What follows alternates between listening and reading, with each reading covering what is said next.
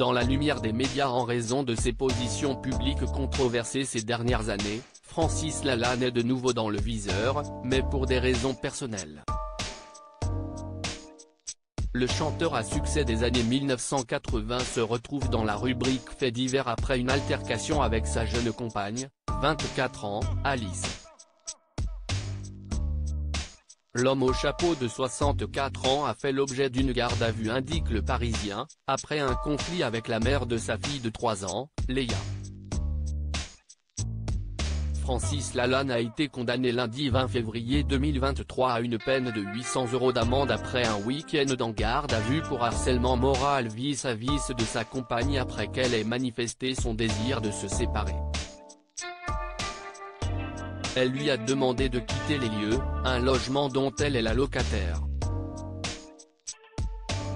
Ce qu'il a refusé de faire, volant son portable et dégradant la serrure de l'appartement.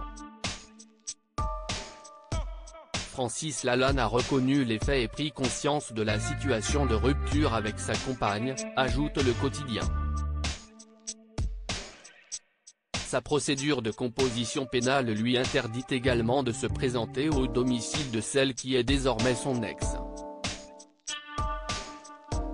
Je comprends que les différences d'âge peuvent choquer les gens, mais personnellement, je ne sens pas de différence d'âge avec Alice. Si est une personne extrêmement cultivée. Elle est brillante, si est une musicienne exceptionnelle, hors pair, bien au-dessus de mon niveau à moi, avait-il expliqué en évoquant sa différence d'âge avec la maman de son 5e enfant lors de son interview avec Jordan Deluxe.